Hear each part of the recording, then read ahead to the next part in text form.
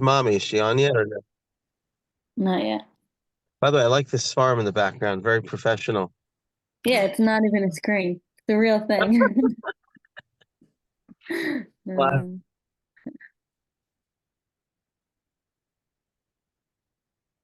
All right.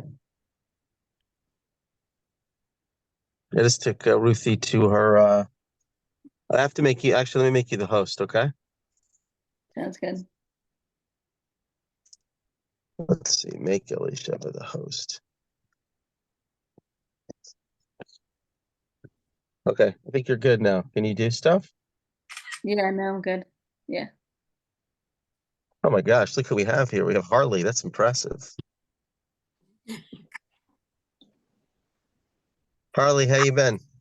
Good. How about you? I miss you. Thank God. I miss you too. We got to do a pre. We got to do a pre-Pesach class. Talk to Oh, Lorraine. We'll do before okay. Passover. If not, I'll take you out to lunch. How's that? What'd you say? If Oh, hey, not, Toby. I'll take you out to lunch. Hi, Dad. Oh, wow. Even better. Okay.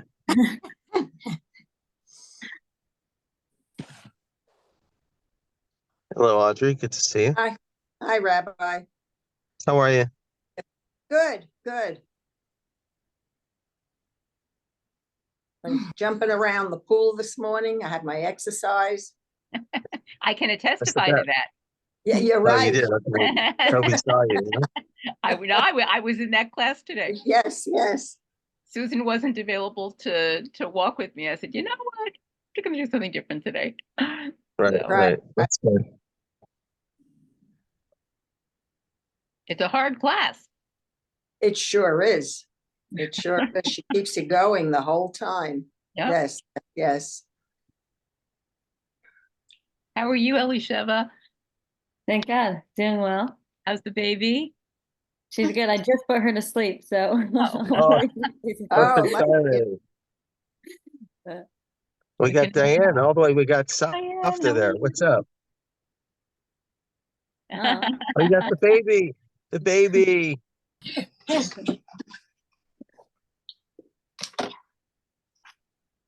Wow. Love Phyllis.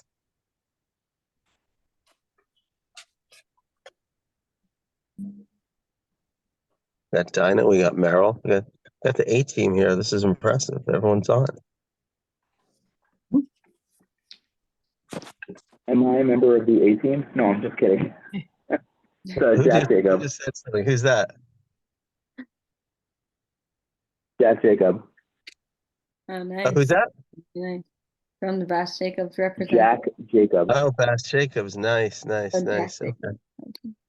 Cool. Okay, we'll give it another like 2-3 minutes, and we'll introduce the guest speaker of the day.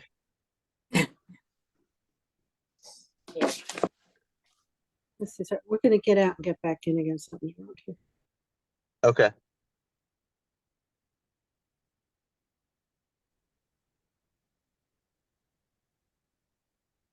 Ready.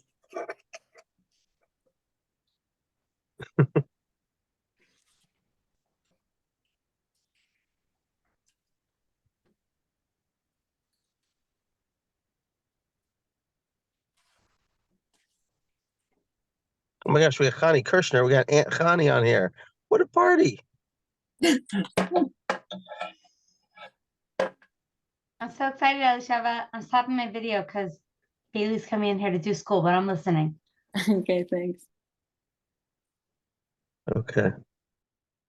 Okay, Jack Jacob. Okay, let's get started. Good afternoon, everybody. Good afternoon. All right, good. Today is the 10th of Adar, and it's a pleasure to have us budding Torah scholar from Jerusalem, Elisheva Cohen Shmidman, who loves to teach Torah. She's joined by her mother, which is nice, from Jerusalem.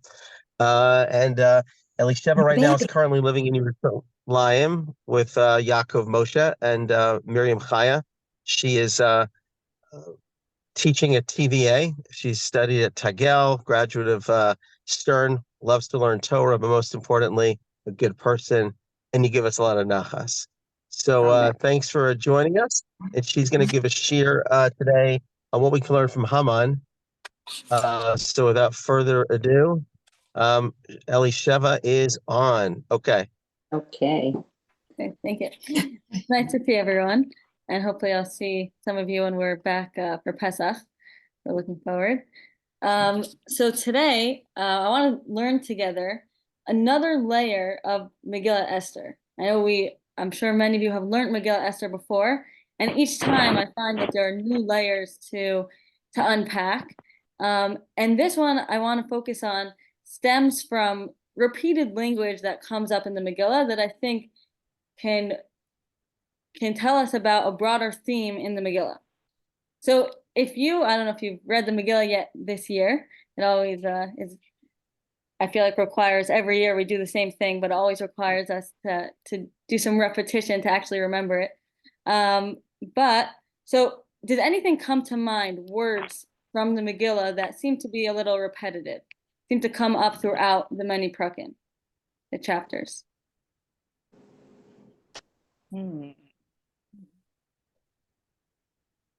I know you probably don't have a Megillah in front of you, so it's a little You harder. have to give a hint, Shep.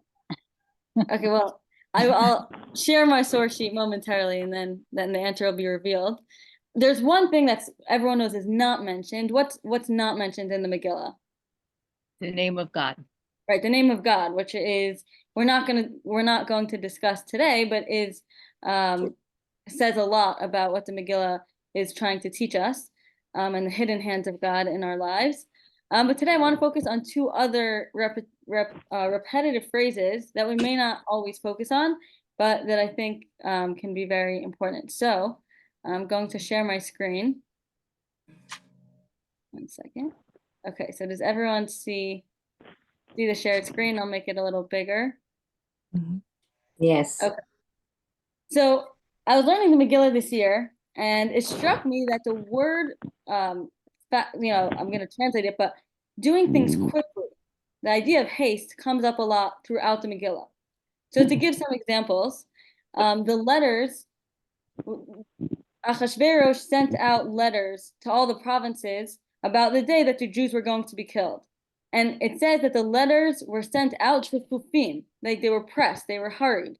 The runners, even the fact that it's runners sending them, but the word is going out, has to go out very quickly about the day to kill the Jews.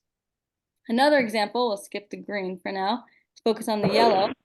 But Achashverosh commands Haman to do what Esther had said, and he said, quickly do the word of Esther. And we see this throughout the Megillah, different examples of doing things quickly. So another example, Haman, at one point in the Megillah, over here, he's very upset that Mordechai doesn't bow down to him, and his wife gives him the idea and his advisors to maybe make a tree to hang Mordechai.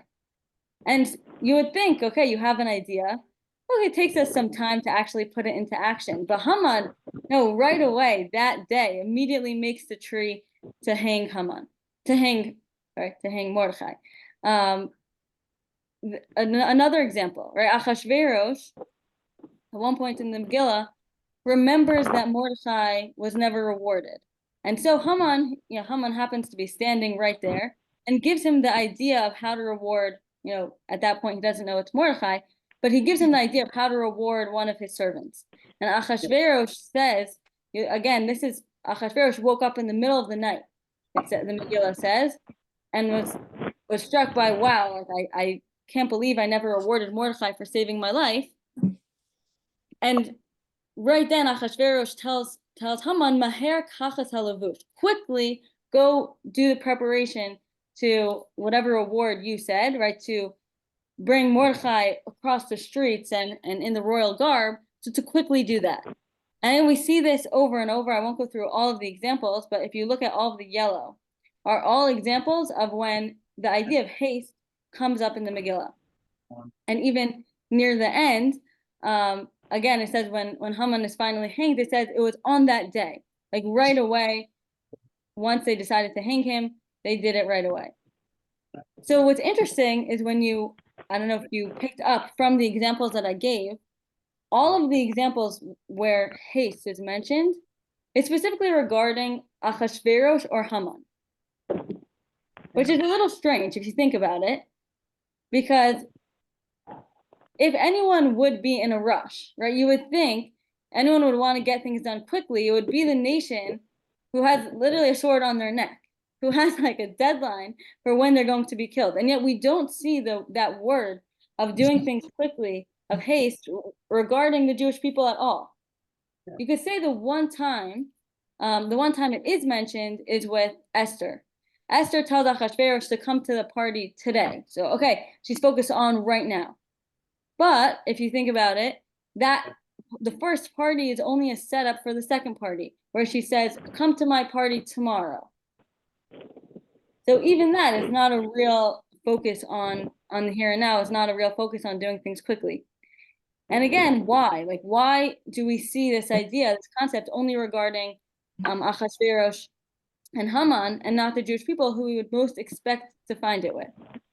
And not only just to further the question, but if you look later on in the Megillah, near the end of the Megillah, we almost have the opposite refrain regarding the Jewish people. So if you find the idea of doing things quickly, of focusing on the here and now with Haman and Achashverosh, with the Jewish people, you find this refrain about tomorrow. Let's do it tomorrow. So we saw with Esther, she says, come to my party tomorrow. And then near the end of the Megillah, when they're fighting, Esther again tells Achashverosh, please give the people of Shushan tomorrow. Give them another day to continue fighting. That's why us living in Jerusalem will actually be keeping a different day of Purim than than everyone else. But that's one thing, tomorrow. And then we have the idea in the end of the Megillah, there's a real focus on the future, not on the present, but on the future. It says that Mordechai and Esther established Purim for the generations, b'chol shana v'shana, every single year, for every generation, so that we never forget it from our children never forget it. And even the last words of the Megillah are for all of our descendants. So we see this interesting phenomenon. Before I continue to discuss maybe what this means, but does anyone have any ideas of why haste is specifically mentioned with Achashverosh and Haman, whereas we see the opposite, really a focus on tomorrow regarding the Jewish people?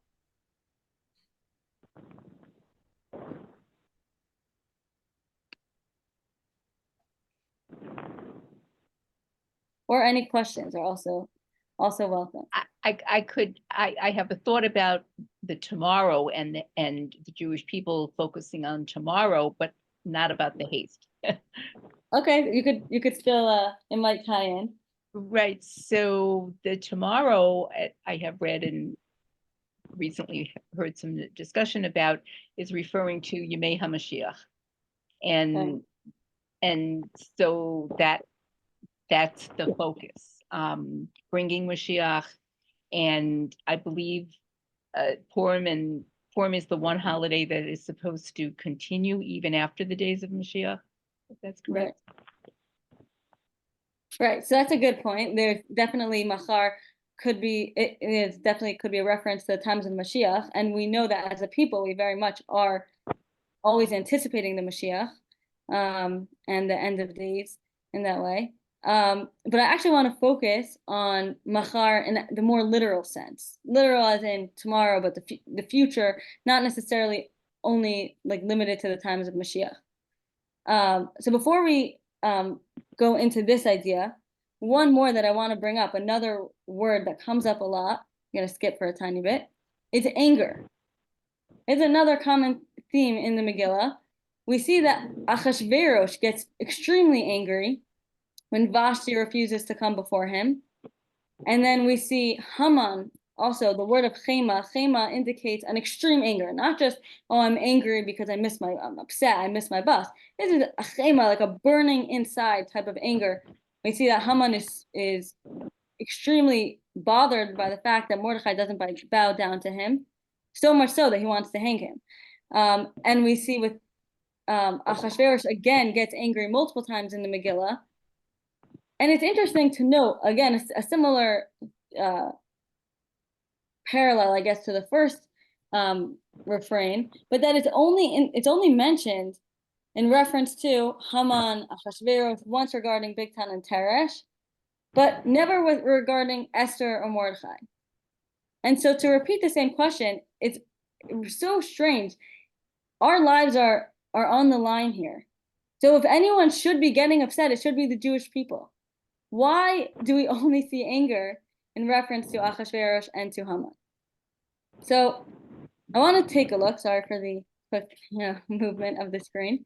But I want to take a look at how these repetitive phrases can actually show a broader theme in the Megillah. And that theme, just to spoil it for you, and then we'll break it down. That theme is who Amalek is, what does Amalek represent, and how can we fight Amalek? So why are we bringing Amalek into the story? How does anyone know how Haman is related to Amalek?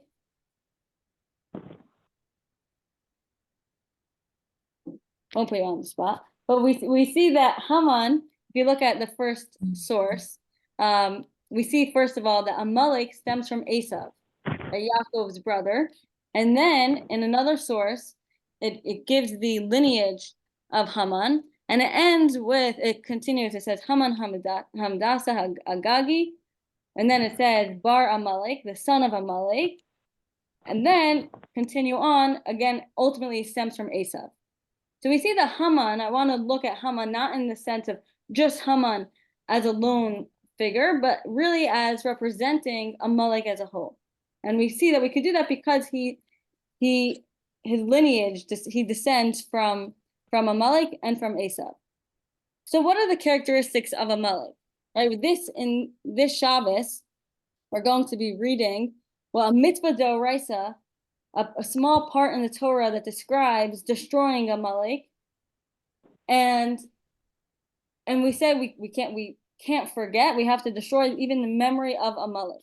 So I think it's very appropriate even now, not only for Purim, but even for this week's parsha, to discuss who is Amalek, what is Amalek all about, what characterizes them, and how in our own lives can we counter those characteristics. So going back to the refrain of doing things quickly. So what does doing things quickly represent? Again, we saw the contrast between doing things quickly and tomorrow. Someone will do something quickly, or it's all about, I have to make the tree now to hang Mordechai, if I'm not really thinking about the future. I'm only focused on the present. I see, someone, Toby, I see you're not so, yeah. Please. But we have examples where, like our forefathers, like Abraham ran with alacrity to sacrifice Yitzchak, and there are other examples like that where they're lauded for the speed with which they go to do something that Hashem told them to do. Good. So I think that's an important distinction to make between the different types of haste. Right? We say like a bris milah, for example, is ideally done in the morning because Abraham, when bringing Yitzchak to Har HaMoriah to sacrifice him, it says Vayashkem Abraham baboker, he got up early to do Hashem's word. And that we see as like a praise of Abraham, and we see this, like you said, with others as well, but of doing things with zruzut, with alacrity. And that is actually something in the Mesilat Yesharim, a Musar Sefer, who said that this is a great midah, a great attribute that we should try to emulate, is doing things with alacrity. But I think there's a difference between doing things with alacrity because I want to, do Hashem's word as fast as I could in the best way possible, versus I'm doing something now because I don't even know if there will be a future, or I don't really care about the future. So to give an example, and then if you have any other questions on, I'm happy to, or challenges, happy to discuss. But so to give an example, how do we see that haste represents the here and now? With Yaakov and Esav, so going back to the first, right, the father of Amalek, essentially, it's Esav. We know there's a story in the Torah with Esav selling his birthright to Yaakov for a bowl of soup. And it says what happens in that story. Esav is coming in from the field. He said he's famished. He was just hunting all day, and he tells Yaakov, please give me some of your soup. And Yaakov says, if you sell me your birthright, I'll give you the bowl of soup. What does Esav then respond? Esav says, "Hine anochi holech lemut." I'm going to die. So what do I need my birthright for? So then what does he end up doing? He ends up selling his birthright for the bowl of soup and for bread. Now there's an interesting parshan, an interesting commentator who says, what's this connection that when Esav says, I'm about to die, why do I need the birthright? What's the connection between, oh, I'm about to die and the birthright? So he says, if you think about the birthright is all about our descendants. Like as the oldest, you not only get a double portion later on, but there's also, it's really about leadership for generations. And so Yaakov is saying, I want that spiritual benefit. I want the birthright. And Esav says, what do I need the birthright for? I don't care about the future. I'm going to die. Once I die, so what? Like, I don't care anything that happens afterwards. And we see, so now connecting this to the haste, to the idea of doing things quickly, is we see with Amalek, when they attack the Jewish people, it says they attacked the Jewish people for the first time as we just left Egypt, and it says Amalek comes and attacks the Jewish people. Vayavo Amalek. Now, if you think about it, it's kind of a strange time to attack the Jewish people. We just had the greatest miracle of all time happen. The sea split, and suddenly this people, this nomadic tribe, decides to attack us. Now, if you notice, all the other nations around didn't want to attack the Jewish people at this time. They were trembling out of fear. But Amalek says, no, okay, here there's this opportunity right in front of me, which, as you said, Toby, is a good point that could be something positive. Excuse me. It could be something positive, but they use it in a negative sense. Sorry.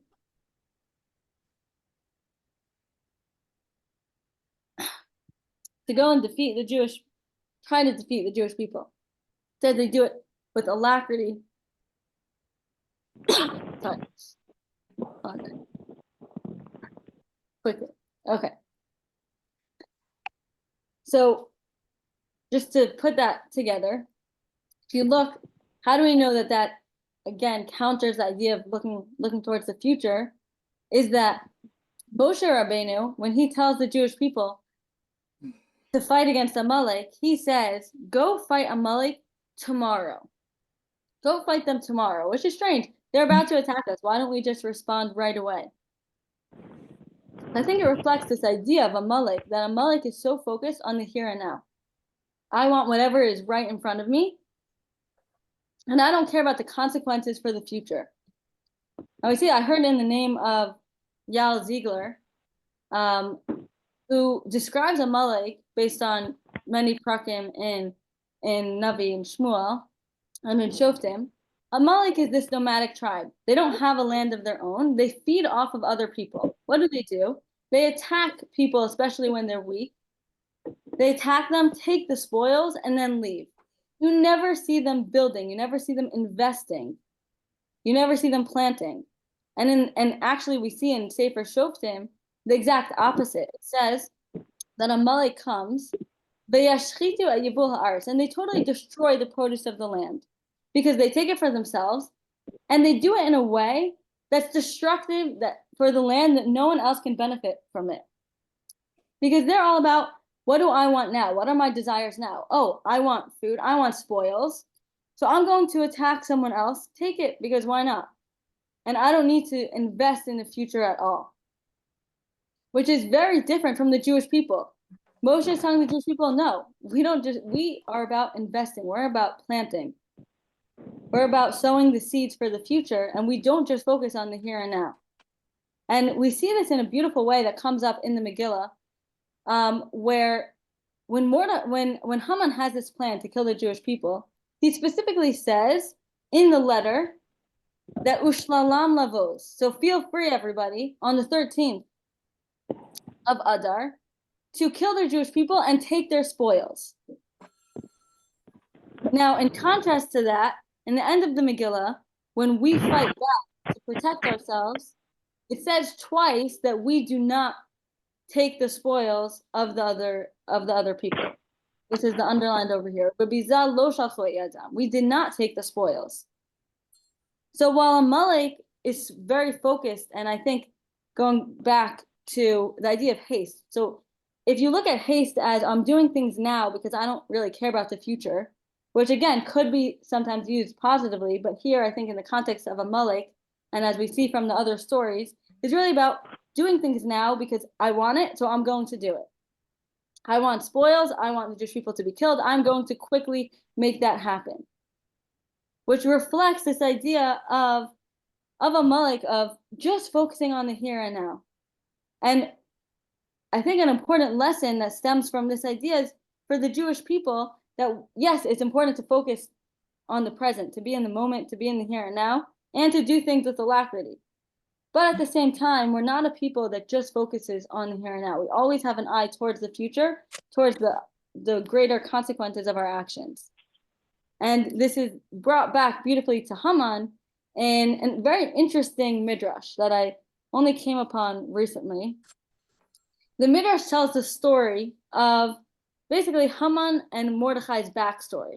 It says when Haman and Mordechai were fighting, when Haman got really upset at Mordechai for not bowing down to him, it wasn't just about not bowing down to him. It was actually about a previous fight that they had. So what was that fight? So many say that the Purim story actually happened around the time of the Jewish people returning to build the second Beit HaMikdash. So at that point, some people were already in Israel building the temple, while other Jews, many Jews, were still in exile. But the Jews who were in Israel trying to build the temple had a lot of problems. Their enemies were telling them, you have no right to build the temple. And they were saying, no, King Cyrus gave us permission. And so with that background in mind, they decide, the nations, the enemies, and the Jewish people decide, you know what? We don't know what to do. We don't know what King Cyrus really wants. Let's send a delegation. Let's send one person from the enemies, one person from the Jewish people to ask King Cyrus if you're allowed to build it. So who do they pick? They pick Haman and they pick Mordechai. So imagine Haman and Mordechai said they're going on their way. Now, when anyone goes on a long journey, that you have to bring food along. So they do that as well. They both bring snacks, bread for the road. And it says that while they're journeying, it says that Mordechai is eating very slowly. He wants to save it for the rest of his journey.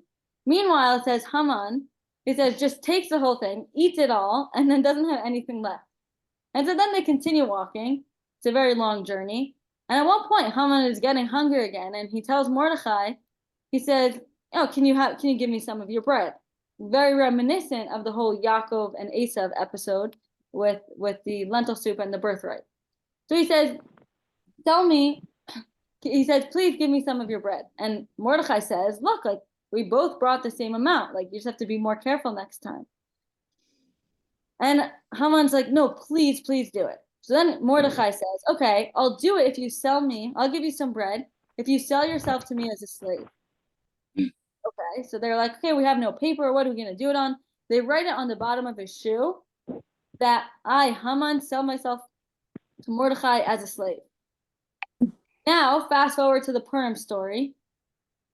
Haman is going around, wants everyone to bow down to him. Mordechai not only doesn't bow down to him, but whenever Haman passes, he lifts his shoe as if to say, look, a reminder, you're my slave. I'm not your slave. And so Haman, that's why, according to this midrash, Haman gets so upset about Mordechai not bowing down. But I think what we see from this story is a very interesting, an interesting lesson that we've been talking about this whole time, is that Haman, and again, really symbolic of Amalek as a whole, are focused on what's right in front of me. Okay, I'm hungry. I'm going to eat all of my bread. I'm not going to think about the future. I'm not going to think even about, not even, Toby, as you were saying, Mashiach, but even just like, I'm not even going to think about later in my journey, the fact that I have a long journey ahead of me. No, I'm just focused on my desires right now. But Mordechai realizes, no, yes, I'm hungry in the moment. And yes, so I should eat a little. But you always have to keep the future in mind. We always have to have that perspective of the future. Sorry. Okay, so does anyone, before we go on to anger, does anyone have any questions, challenges to that first idea of haste versus tomorrow? As in Amalek, again to repeat, Amalek representing doing things the here and now, just focused on what's right in front of me, my desires, what do I want, versus the Jewish people who, yes, focus on the present, but also keep the future and consequences in mind.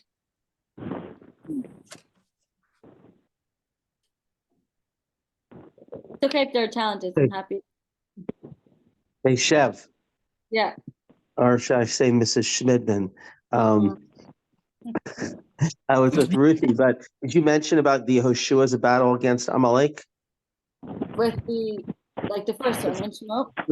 Well, because Moshe Rabbeinu specifically tells Yehoshua in the first battle, Sehi lachem machar ba'Amalek. Right.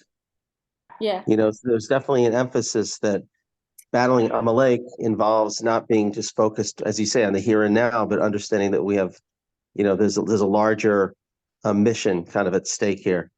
You said that. Yeah, it's What? okay. It's good repetition for the Yeah, future. by the way, good repetition. I was with the granddaughter. I just took her to her 15-month appointment, so I was in and out, but she's healthy, thank Okay. God. Okay, continue. That was repetition. Anything. Thank you. Okay, does anyone have any other questions, comments before we move on? You could always get back to me. So I want to focus on another. Oh, It doesn't. Excuse me. Can I just ask or comment? The word maher somehow can leave you with a sense of feeling that that there is somewhat of a lack of faith when you do something quickly rather than if Hashem is going to provide, if Hashem is going to take care of you, it's not going to be fast. It's going to be, at his speed, and it doesn't need to be quickly. So maher is like when you do something quickly, like when Bnei Israel crossed the Red Sea, they didn't need to go quickly. They took their time because they knew that Hashem would keep the waters at bay until every single one of them crossed over. Right. I think that's a great point. And I think that is highlighted by the fact that we don't see Esther and Mordechai doing things quickly, because they do have that faith, like you said. They do have that faith in Hashem that whatever happens, Hashem will save us, but on his terms. And we have the faith that he'll save us. We don't have to do things like Haman and Achashverosh did like this second. We do believe in the future, and we believe in God that he'll help us. So that's a great point. So another repetitive phrase that we quickly mentioned in the beginning is we said is anger. And again, it's strange why the anger only comes up with Achashverosh and with Haman and Bigtan and Teresh, and not with Esther, Mordechai, or the Jewish people. So if we look at what anger represents, like where does anger stem from? So the Mesilat Yesharim says that anyone who gets angry is as if he did avodah zarah, as if he worshipped idols. Now, he brings a caveat, not just any anger, but really an anger that fills his whole, it says, mitmalei chema, where he's filled with rage. And he's like burning with anger, which is exactly how the Megillah describes Achashverosh's anger, Haman's anger, this burning anger. So what's the connection between getting angry and idolatry? Now, seemingly, they're totally two different things. They're both wrong, but what's the connection? So I think if you look at anger, why do we get angry? Oftentimes, it's because usually, sometimes our ego is hurt or something else is at the center of our lives, of our decision making, other than God. So just to explain that, right? If we had Hashem at the center of our life, so then when things don't go our way, then, and I'm not saying never to get angry, but this burning anger, then we would realize that, okay, there's someone behind the scenes, and maybe Hashem is trying to tell me something. Maybe I should daven to Hashem. There's something I can do. But someone who puts their own desires, their own needs, or their own ego at the center of their lives, that's someone who gets, can get incredibly angry when something doesn't go their way. And that's why it's similar to idolatry, because idolatry, even in the Hebrew term, avodah zara, is not just worshiping idols, literal idols, but it also means like a foreign worship, putting something else at the center of my life, of my service, other than God. When we serve Hashem, so then we're serving Him, and when there's something else that's guiding our actions, our decision making, that could be considered like avodah zarah, like idolatry. So, if we see that with Haman and Achashverosh, right, we see that both of when they get angry, let's take a look at Haman, right? So Haman is extremely angry that Mordechai doesn't bow down to him because he's putting himself at the center. And as Jewish people, we have to remember to always keep God at the center. And it's not easy. I think like oftentimes we do things without thinking of God. That if Hashem were really at the center of our lives, controlling or helping us make decisions, then we might think about certain things differently. But oftentimes, like what's right in front of us, tying it back to the haste, sometimes our own desires, our own needs, whatever is right in front of us is what drives our decisions instead of what does God want from me at this time. So if we try to put this all together, about what we can learn, again, from Haman ben Hafoso, I think we see two interesting things. So we saw with haste and we saw anger about Haman and Achashverosh, not regarding the Jewish people, which represent characteristics of Amalek. What are those characteristics? We said a focus on the here and now, and putting something else at the center instead of God. I think really both of them stem from that same point, because doing things quickly, and this goes back to what Phyllis said, the concept of maher is really a lack of faith sometimes, right? Not to say we shouldn't do things with alacrity, but sometimes doing things quickly can symbolically represent a lack of thinking about the future, a lack of faith in God. Again, it's putting something else at the center, like with anger, putting something else at the center of our lives that's not God. And we see this with Amalek, because we're going to read this week's, this Shabbos. We say, Zachor asher asalecha Amalek. Remember what Amalek did to you when you left Egypt. It says you were tired, and then it says, V'lo yarei Elokim, which many commentators say is a reference to Amalek, that they didn't fear God. Okay, what does that mean, they didn't fear God? So I think it ties back to this point. Amalek, at the center of Amalek's life is what I want. My needs, my desires, spoils of war. We see it's fascinating throughout Tanakh. Whenever Amalek pops up, we often see them in reference to spoils. So just to give one more example that I didn't mention, but when Shaul dies, King Saul, when he dies, it says that there's like an Amaleki, he dies in a battle against the Plishtim, but it says that there's an Amaleki lad who was at Shaul's death. And it says, what does he do? It says potentially, one of the readings is that he kills Shaul, but he then takes the crown. So yeah, I heard from Yal Zikr, why is he taking the crown? Why is this Amalek, person? Why is this Amalek even at the battle? It's not his battle. It's the Jewish people. What's that noise in the background? Oh, I'm not sure, but if everyone wants to mute just for a second, it might go away.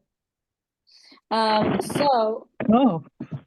Yeah, why don't you just mute all? Just mute all. Okay. Okay. We'll see if I can do that. Okay, I'll try my best.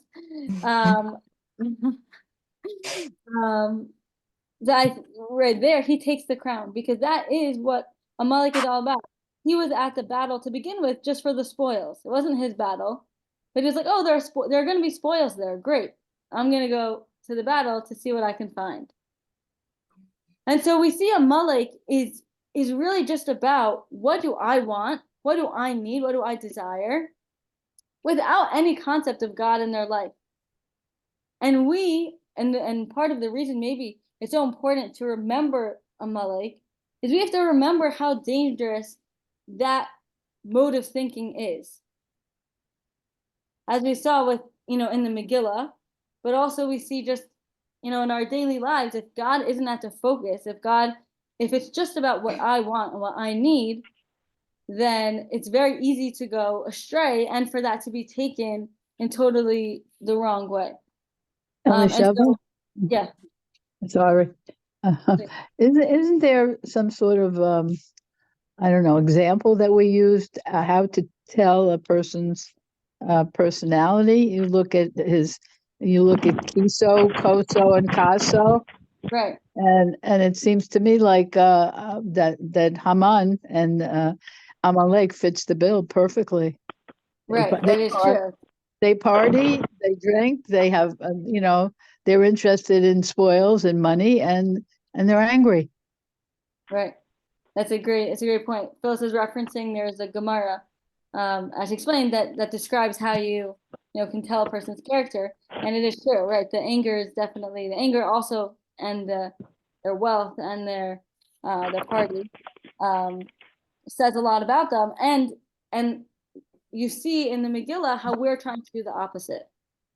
So it's very interesting, right? As we pointed out at the very beginning of this year, that Hashem's name isn't mentioned in all of the Megillah. And I think that, one reason for that is because it's difficult in our lives. This happened. This is actually, I think, such a relatable Megillah. The fact that Hashem's name is mentioned. Because the fact that Hashem's name isn't mentioned is actually extremely relatable because many times in our own life, it's sometimes hard to see the hand of God. It's sometimes hard to put Hashem at the center. And it requires actual effort on our part to put Hashem at the center. We see Esther and Mordechai actively doing things to bring Hashem in. And we see this, we're not going to go into it now, but there are so many parallels between the Megillah Esther and the Yosef story. And Yosef was a person who always mentioned the name of Hashem, said the name of Hashem was Shagor B'Fiv. He always would say, like, thank God. How are you doing? Thank God. And he would always attribute everything to God. And I think the Megillah is telling us a similar point, that, it's very difficult to, sometimes we look at Amalek as, this enemy of ours that's very far off, not related. Okay, we want to destroy it, but we would have nothing in common with them. But I think if we look at Amalek with these characteristics, and we see that hopefully we don't have those characteristics, but we do see that in our daily lives, there are moments when it's difficult to have Hashem at the center. And we see from Esther and Mordechai that we have to actively do things to put God back in our lives and at the center of our lives. So I'd be curious to hear, I actually asked someone I learned with, my friend's mom, how she puts Hashem at the center of her life, like how we can actively do that, because of course that's easy to say and harder to do. So I'm curious if anyone wants to share how you put God at the center of your life, how you work on that actively.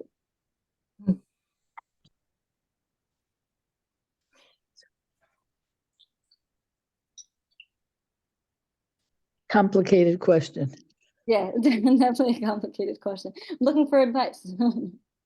Well, I'll tell you something that comes naturally to Abba, but doesn't come as naturally to me, is just to like greet everybody that we see and smile. And so as I've been walking the streets of Yerushalayim, I try to make like an effort to just smile at everybody.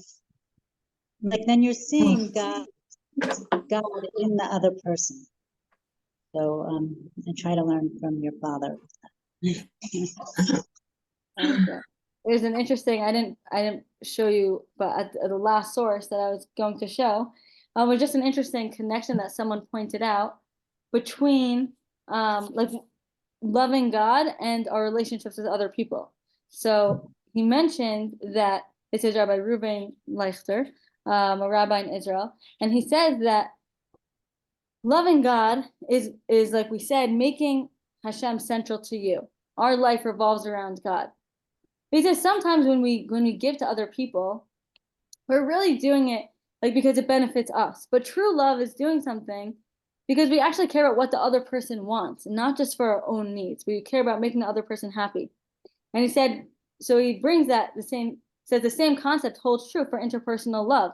Making the other person central to you is the essence of love. So I think just what you mentioned, Mommy, just relates to that point, that we could see our relationship with God is in terms of how we treat other people and seeing the image of God in every person. But even in our interpersonal relationships, that can reflect that same idea of putting other people, putting Hashem at the center of our lives. I personally have something to offer. It helps me. I find that the bracha, saying the bracha shahakol, which to me is like the most used bracha that you can have. I find that I can say it, or I need to say it so many times a day that it reminds me constantly. And I just happen to love that bracha. I feel it like includes everything, Shahakol nihiyeh bidvaro. It's just everything. Right. That's a great point. And that's what brachot are really meant to be. So, you have that constant reminder on whatever you're doing that it's really from God. So I guess the harder part is actually thinking about what we're saying, but that's Elisheva, also, the way we treat each other, it can't be something that you have to stop and think and say, oh, is this what God wants me to do? Maybe you have to do that to begin with, but it has to come from your neshama. It has to come from within you without even thinking, by saying good morning or how are you, or trying to put out your hand to help. If you do it enough, you don't think about why am I doing it. You just do it. right. Right, it becomes a part of our character. Right. And it's so good to see you. You have no idea. Yes, it is. It's great learning with everyone. Yeah, I want to thank Thank you Elisheva. so much. Thank you, Elisheva, for her time. And I just want to note that the background that she has in her room, it's not a fake background. Those are real Sfarim, real Sfarim. So you could tell by the pictures on top. okay. Beautiful. All right. God willing, we should share B'Sarot Tovot. Thank you, Elisheva, and thank you everybody for joining. Thank you. Okay, bye. Bye.